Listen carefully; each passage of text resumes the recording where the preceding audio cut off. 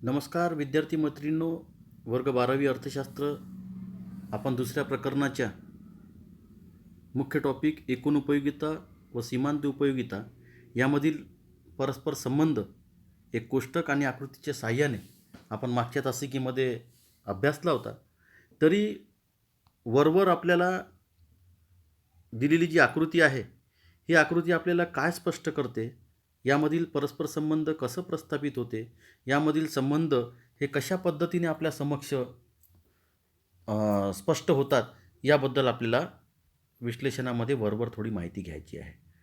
लक्षात घ्या, अ आणि क्ष हे जे आडवं अक्ष आहे याला अ आणि हे क्ष आणि हे अ आणि य याच्यावर वस्तूचे नख दर्शविलेले आहे. हे वस्तू कोणत्या स्वरूपाच्या? क्ष स्वरूपाच्या. आणि अ आणि य वर एकूण उपयोगिता व सीमांत उपयोगिता यामधील संबंध दिलेले आहे. ठीक आहे. तर क्ष अक्षावर वस्तूचे नग आणि य अक्षावर एकूण उपयोगिता व सीमांत उपयोगिता दर्शवलेली आहे. ही आकृती 2.7 या नावाने आपण ओळखायला पाहिजे. एकूण उपयोगिता वक्र डावीकडून उजवीकडे वर जाणारा एक लक्षात घ्यायचा आहे. हे तुम्हाला वस्तुनिष्ठ प्रश्नामध्ये सुद्धा यावर प्रश्न विचारले जातात. एकूण उपयोगितेचा जो वक्र आहे नेहमी लक्षात घ्यायचा, तो डावीकडून उजवीकडे वर जाणारा असतो. आणि सीमांत उपयोगितेचा वक्र डावीकडून उजवीकडे खाली येणारा असतो. लक्षात घ्यायचं नेहमी. दिलेल्या आकृतीमध्ये क्ष अक्षावर वस्तूची नगसंख्या, य अक्षावर एकूण उपयोगिता व सीमांत उपयोगिता दर्शविलेली आहे. एकूण उपयोगितेचा वक्र नेहमी डावीकडून उजवीकडे वर जाणारा असतो आणि सीमांत उपयोगितेचा वक्र डावीकडून उजवीकडे खाली सरकणारा असतो. लक्षात घ्यायचं आहे. दोन्हीही वक्र जे आहे यांची सुरुवात डावीकडून झालेली आहे. तो मग एकूण उपयोगितेचा वक्र असो की सीमांत उपयोगितेचा वक्र असो. फरक एवढा आहे की एकूण उपयोगितेचा वक्र डावीकडून उजवीकडे वर जात आहे, सीमांत उपयोगितेचा वक्र डावीकडून उजवीकडे खाली जाणारा आहे. ही गोष्ट लक्षात घ्यायची. सीमांत उपयोगिता वक्र शून्य आणि ऋणात्मक पातळी दर्शवितो. आपण पाहिलं 6व्या मात्रेपासून प्राप्त होणारी सीमांत उपयोगिता ही 0 आणि 7व्या मात्रेपासून प्राप्त होणारी उपयोगिता ही ऋण 2 स्वरूपात आपल्याला प्राप्त होती. म्हणून सीमांत उपयोगिता आपल्याला एकतर 0 स्वरूपात किंवा ऋणात्मक स्वरूपात पाहायला मिळते. 0 स्वरूपात कशा स्थितीमध्ये पाहायला मिळते? अ आणि क्षच्या रेषेला ती स्पर्श करते. जेव्हा अ आणि क्षच्या रेषेला सीमांत उपयोगितेची बिंदू जेव्हा स्पर्श करते तेव्हा प्राप्त होणारी सीमांत उपयोगिता 0 स्वरूपाची असते. आणि त्याही पुढे अ आणि क्षच्या खाली जेव्हा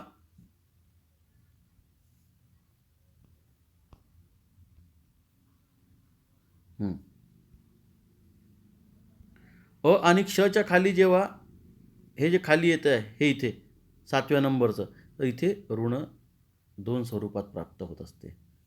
हे लक्षात घ्यायचं.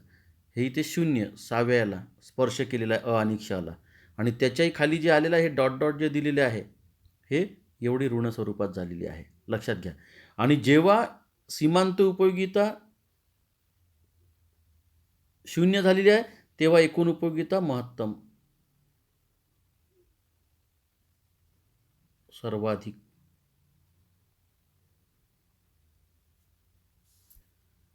हे लक्षात घेतलं पाहिजे.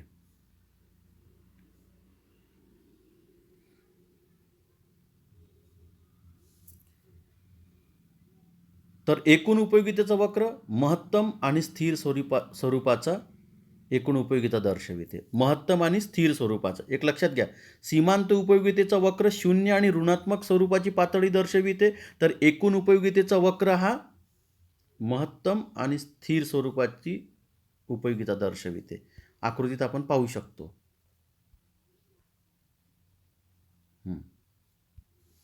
स्थिर कुठे दर्शवत आहे? हे 5व्या मात्रेपासून 30, ही 6वी मात्रा, इथे सुद्धा 30, हे एकदम सारखी रेषा आलेली आहे. ठीक आहे. इथे महत्तम झालेली आहे, स्थिर झालेली आहे. इथे स्थिर आहे आणि हे महत्तम म्हणजे सर्वाधिक. इथे 30 आणि इथेही 30 आहे. तर शेवटच्या मात्रेपासून जी प्राप्त होत आहे म्हणजे 6व्या मात्रेपासून 30, तर इथे महत्तम समाधानाची मात्रा इथे आपल्याला पातळी पाहायला मिळाली. लक्षात आलं असेल तुम्हाला स्थिर आणि महत्तम.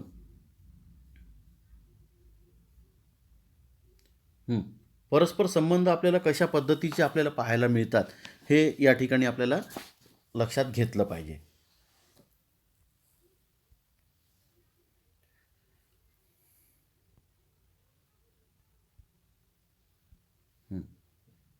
सीमांत उपयोगिता व एकूण उपयोगिता यामधील सुरुवातीला एकूण उपयोगिता व सीमांत उपयोगिता समान असतात. मी सुरुवातीलाच तुम्हाला सांगितलं मागच्या तासिकेमध्ये. पहिल्या मात्रेच्या नगापासून प्राप्त होणारी एकूण उपयोगिता व सीमांत उपयोगिता ही समान स्वरूपात समस्वरूपात प्राप्त होते. एकूण उपयोगिता बरोबर सीमांत उपयोगिता म्हणजे पहिल्या मात्रेपासून समान. ठीक आहे. दुसरा मुद्दा, दुसरा परस्पर संबंध. श वस्तूच्या नगाचा उपभोग जसा जसा वाढवत जातो तसं तसं एकूण उपयोगिता घटत्या दराने वाढते. मी तुम्हाला सुरुवातीला सांगितलं होतं एकूण उपयोगितेचं लक्षण कसं आहे, जसं जसं आपण वस्तूच्या नगसंख्येचं उपभोग वाढवत जातो तसं तसं एकूण उपयोगिता ही घटत्या दराने वाढते. एकूण उपयोगिता ही घटत्या आणि सीमांत उपयोगिता ही घटतच जाते. हे एकूण उपयोगितेचं सिम्बॉल वर दाखवत आहे आणि सीमांत उपयोगितेचं खाली दाखवत आहे. लक्षात आलं पाहिजे तुम्हाला. कारण पहिल्या नगापासून एकूण उपयोगिता 10, सीमांत उपयोगिता 10. दुसऱ्या नगापासून सीमांत उपयोगिता 8, तर 8 आणि 10 एकूण उपयोगिता 18. आपण एकूण उपयोगिता कशी मोजतो? वस्तूच्या एकूण घेतलेल्या उपभोगाच्या नगाच्या बेरजेपासून प्राप्त होणारी उपयोगिता ही एकूण उपयोगिता होते. तर पहिल्या नगापासून 10, दुसरा नग हे शेवटचा नग झाला म्हणजे दुसरा नग. तिसऱ्या नगाचा आपण इथे उल्लेख केलेला आहे का? नाही. तर दुसऱ्या नगापासून प्राप्त झालेली उपयोगिता 8, सीमांत उपयोगिता किती? 8. आणि एकूण उपयोगितेचं लक्षण आणि समीकरण काय आहे की जेवढ्या वस्तूच्या नगसंख्येचा आपण उपभोग घेतलं तेवढ्याही वस्तूच्या नगाच्या उपभोगापासून प्राप्त होणारी जी बेरीज आहे त्याला आपण एकूण उपयोगिता असं म्हणतो. तर 8 ही सीमांत उपयोगिता दुसऱ्या मात्रेची प्राप्त झाली. पहिल्या मात्रेपासून 10 होती. 10 आणि 8 हे किती झाले? 18. अर्थात एकूण उपयोगिता घटत्या दराने या ठिकाणी वाढली. हे सुद्धा आपण या ठिकाणी लक्षात घेतलं पाहिजे.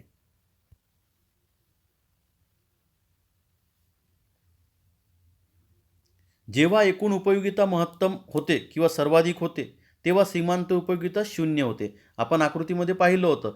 हे समान अशी एक रेषा दिलेली होती म्हणजे 5व्या नगापासून आणि 6व्या नगापासून सारखी. ठीक आहे. हे इथे महत्तम होतं. जेव्हा एकूण उपयोगिता महत्तम स्वरूपात प्राप्त होते तेव्हा सीमांत उपयोगिता ही 0 स्वरूपात प्राप्त होते. म्हणजेच सीमांत उपयोगितेची 0 स्वरूपाची परिस्थिती ही एकूण उपयोगिता सर्वाधिक किंवा महत्तम किंवा समाधानाची मात्रा आपल्याला प्रकट करते, दर्शविते.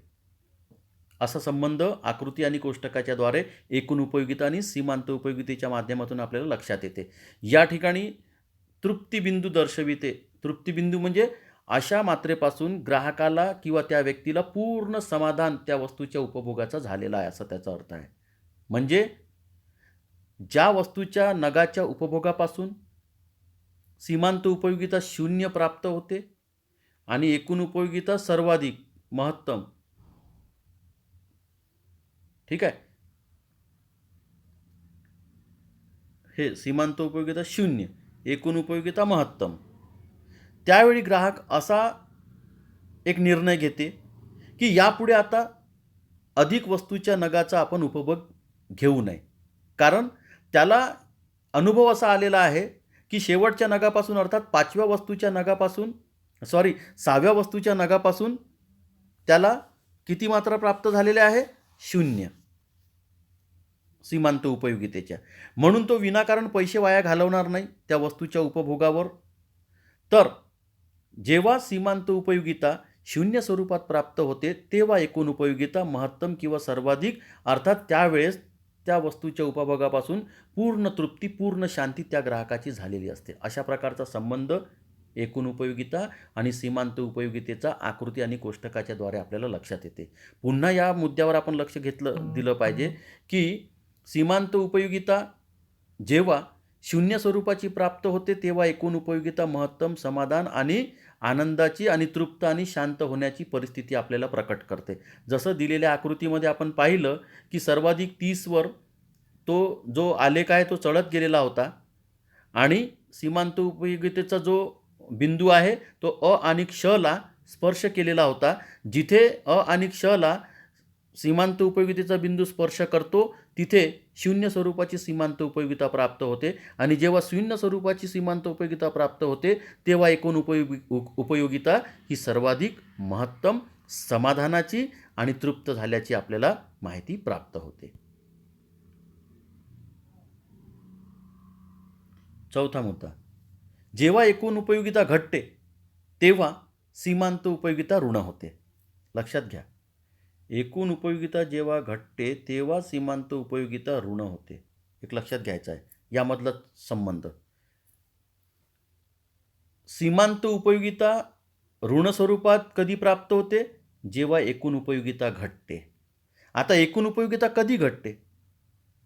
जेव्हा एखाद्या व्यक्तीला वस्तूच्या नगाच्या उपभोगापासून समाधानाच्या किंवा तृप्तीच्या, शांतीच्या पूर्ण मात्रा प्राप्त होऊन सुद्धा जबरदस्तीने आग्रह करून जर कोणी त्याला एक अतिरिक्त मात्रा उपभोग घेण्यासाठी त्याला मजबूर केलं किंवा त्याला तयार केलं, तर अशा वेळेस अतिरिक्त घेतलेल्या त्या वस्तूच्या नगाच्या मात्रेच्या उपभोगापासून प्राप्त होणारी सीमांत उपयोगिता ही ऋण स्वरूपात होईल. जसं दिलेल्या आकृतीमध्ये अ आणि क्षच्या खाली जे dash dash J dot dot दिलेलं आहे ते काय दर्शविते? -2नी त्या ठिकाणी काय झालेलं आहे? सीमांत उपयोगिता ऋण झालेली आहे, ऋण स्वरूपात प्राप्त झालेली आहे. आणि जेव्हा अ आणि क्षच्या खाली सीमांत उपयोगितेचा वक्र डॅश डॅश स्वरूपात जेव्हा आपल्याला 0च्या खाली जेव्हा आपल्याला प्राप्त होते तेव्हा ऋण स्वरूपात, ऋण 2 स्वरूपात सीमांत उपयोगिता प्राप्त झालेली आहे. आणि जेव्हा सीमांत उपयोगिता ऋण स्वरूपात प्राप्त होते तेव्हा एकूण उपयोगिता 30 वरून 28 अर्थात -2नी घटलेली आहे. हे आपण या ठिकाणी लक्षात घेतलं पाहिजे. म्हणजेच एकूण उपयोगिता आपल्याला घटत्या स्वरूपामध्ये कधी प्राप्त होते? जेव्हा सीमांत उपयोगिता ऋण स्वरूपात जेव्हा आपल्याला प्राप्त होते तेव्हा.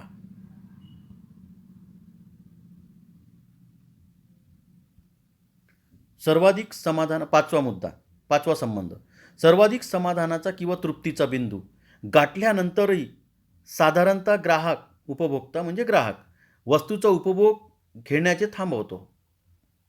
कारण त्याला माहिती आहे, सर्वसाधारण ग्राहक हा विचार करतो की जोपर्यंत ज्या वस्तूच्या नगाच्या उपभोगापासून समाधानाच्या मात्रा प्राप्त होत असतात तोपर्यंतच कुठलाही ग्राहक, कुठलाही व्यक्ती त्या वस्तूचा उपभोग घेणं सुरू ठेवतो. त्याला जर असं विश्वास पटलं की यापुढे आता या वस्तूच्या नगाच्या उपभोगापासून आपल्याला समाधानाच्या उपयोगिता प्राप्त होऊ शकत नाही, तर तो तेव्हा त्या वस्तूचं उपभोग घेणं थांबवतो. कारण त्या बिंदूत त्याला सर्वाधिक समाधान प्राप्त झालेले असते आणि एकूण उपयोगितेत काही भर पडत नाही. जसं 5व्या आणि 6व्या वस्तूच्या उपभोगापासून 30 एवढीच एकूण उपयोगितेची मात्रा प्राप्त झालेली आहे. म्हणजे 5व्या मात्रेपर्यंत त्या ग्राहकाला उपयोगितेच्या मात्रा प्राप्त झाल्या. आपण समजू शकतो आकृतीमध्ये 5व्या मात्रेपासून त्याला 2 सीमांत उपयोगिता प्राप्त झाली आणि एकूण उपयोगिता 30. 6व्या मात्रेपासून त्याला सीमांत उपयोगिता 0 प्राप्त झाली आणि एकूण उपयोगिता सुद्धा 30च. म्हणजेच सांगण्याचं तात्पर्य की याचा अर्थ 6व्या मात्रेपर्यंत त्याला सर्वाधिक समाधान, सर्वाधिक एकूण उपयोगितेच्या व महत्तम एकूण उपयोगितेच्या मात्रा त्याला प्राप्त झाल्या होत्या आणि त्याला हा विश्वास पटून जातो की आता यापुढे आपण वस्तूचा उपभोग घेणं थांबवलं पाहिजे. सांगण्याचं तात्पर्य, सर्वाधिक समाधानाच्या तृप्तीचा बिंदू गाठल्यानंतर कुठलाही ग्राहक वस्तूचा उपभोग घेणं थांबवितो, कारण त्याला हा विश्वास पटून जातो की आता सर्वाधिक समाधानाच्या मात्रेसमोर कोणतं समाधान आहे, कोणतंच नाही. जेव्हा समाधानाचा उच्चतम पातळी जेव्हा ग्राहकांनी गाठलेली आहे, तर त्यापुढेही जर त्यांनी त्या वस्तूचं उपभोग घेणं सुरू ठेवलं तर काहीही त्याचा फायदा होणार नाही, एकूण उपयोगितेमध्ये कुठल्याही प्रकारची भर पडणार नाही. उदाहरणार्थ, 5व्या मात्रेपासून प्राप्त होणारी एकूण उपयोगिता 30 आणि 6व्या मात्रेपासून सुद्धा प्राप्त होणारी एकूण उपयोगिता 30च होती. अर्थात एकूण उपयोगितेमध्ये अतिरिक्त वस्तूचा उपभोग वाढवल्यानंतरही भर पडलेली नाही. 6वा मुद्दा, सर्वाधिक समाधानाच्या अर्थात तृप्तीच्या बिंदूनंतर समाधानाचे रूपांतर असमाधानात होते. लक्षात घ्या. दुसऱ्या शब्दात, उपभोक्त्याला किंवा ग्राहकाला उपयोगितेचे दुष्परिणाम जाणवू लागतात. फॉर एक्झाम्पल, 6व्या मात्रेपर्यंत आपण पाहिलं की एकूण उपयोगिता 30 पर्यंत आपल्याला प्राप्त झाली होती आणि त्याही पुढे म्हणजे जेव्हा महत्तम समाधान जेव्हा आपण गाठून घेतलं, महत्तम समाधान एखाद्या वस्तूच्या उपभोगापासून जर आपण का मिळवून घेतलं, तर त्याही पुढे अट्टहास करून कोणी जबरदस्तीने जर त्या व्यक्तीला वस्तूचं उपभोग घेण्यासाठी बाध्य केलं, तर अशावेळी वस्तूच्या उपभोगापासून प्राप्त होणारी उपयोगिता ही घटते. एकूण उपयोगिता ही पूर्वीपेक्षा घटते. जसं 6व्या मात्रेपासून प्राप्त होणारी एकूण उपयोगिता ही 30 होती आणि 7व्या मात्रेपासून प्राप्त होणारी उपयोगिता ही 28वर पोहोचली दिलेल्या कोष्टकामध्ये आणि आकृतीमध्ये. तर याचं कारण असं होतं, कारण सीमांत उपयोगिता ही ऋण स्वरूपात प्राप्त झाली होती. ही सीमांत उपयोगिता ऋण स्वरूपात कधी प्राप्त झाली? जेव्हा सीमांत उपयोगितेचा वक्र हा डावीकडून उजवीकडे खालच्या स्वरूपामध्ये जेव्हा सरकत गेला, 6व्या मात्रेमध्ये आपण पाहिलं अ आणि क्षला समांतर रेषेला जेव्हा स्पर्श केला तेव्हा 0 सीमांत उपयोगिता प्राप्त झाली. त्याही पुढे जबरदस्तीने जर अशावेळी ग्राहकाला अतिरिक्त मात्रेचं उपभोग घेण्यासाठी जर बाध्य केलं, तर सीमांत उपयोगितेचा जो वक्र आहे तो अ आणि क्षच्या खाली सरकणारा आपण पाहिलेला आहे. त्या ठिकाणी डॉट डॉट आपण पाहिलेला आहे आणि ते ऋण स्वरूपात प्राप्त झालं. आणि जेव्हा सीमांत उपयोगिता ऋण स्वरूपात प्राप्त होते तेव्हा एकूण उपयोगिता पूर्वीपेक्षा घटत्या स्वरूपात आपल्याला प्राप्त होते. अशा पद्धतीने आपण या ठिकाणी आकृती आणि वक्राच्या साहाय्याने एकूण उपयोगिता आणि सीमांत उपयोगिता यामधला परस्पर संबंध आपण या ठिकाणी अभ्यासलेला आहे. हे बघा, हे करून पहा असं म्हटलेलं आहे. एकूण उपयोगिता व सीमांत उपयोगिता यातील फरक लक्षात घेऊन खालील तक्ता पूर्ण करा. लक्ष द्या, या तक्त्याला आपल्याला साधारणतः पूर्ण करायचं आहे. लक्ष द्या, एकूण उपयोगिता आणि सीमांत उपयोगितेचा तक्ता या ठिकाणी आहे. एकूण उपयोगितेच्या कॉलममध्ये काय म्हणतो? वस्तूच्या सर्व नगांच्या उपभोगापासून व्यक्तीला प्राप्त होणाऱ्या उपयोगितांची बेरीज म्हणजे एकूण उपयोगिता असते. म्हणजे एकूण उपयोगिता कशाला म्हटलेलं आहे? एखाद्या ग्राहकाने आपली गरज पूर्ण करण्याकरिता जितक्याही नगसंख्येचा उपभोग घेतला असेल, त्या उपभोगापासून प्राप्त होणाऱ्या एकूण उपयोगितेची बेरीज म्हणजे एकूण उपयोगिता.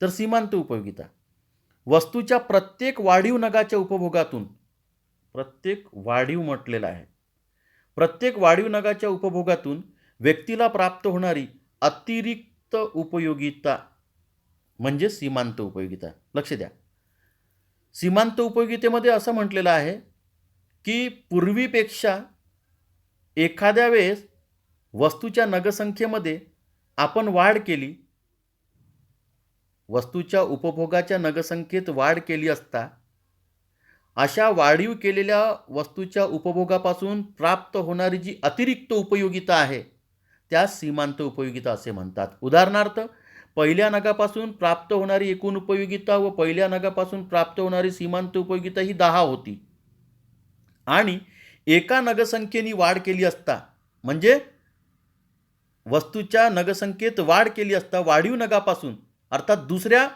नगापासून एकूण उपयोगिता 18 झाली होती. ती 18 कशी झाली? कारण दुसऱ्या वस्तूच्या उपभोगापासून प्राप्त होणारी सीमांत उपयोगिता ही 8 एवढी अतिरिक्त प्राप्त झाली होती. ही जी 8 अतिरिक्त जी सीमांत उपयोगिता प्राप्त झाली, त्यास आपण काय केलं? पूर्वीच्या पहिल्या मात्रेपासून प्राप्त होणारी एकूण उपयोगिता जी होती 10, त्याला आपण 8नी त्याला 10ला जोडलं, तर ती 18 झाली. आपण आताच एकूण उपयोगितेचं समीकरण पाहिलं की वस्तूच्या सर्व नगांच्या उपभोगापासून प्राप्त होणाऱ्या उपयोगितेची बेरीज केली असता तर सर्व नग म्हणजे दुसरी वस्तू ही शेवटची संख्या झाली पहिल्या आणि दुसऱ्यापैकी.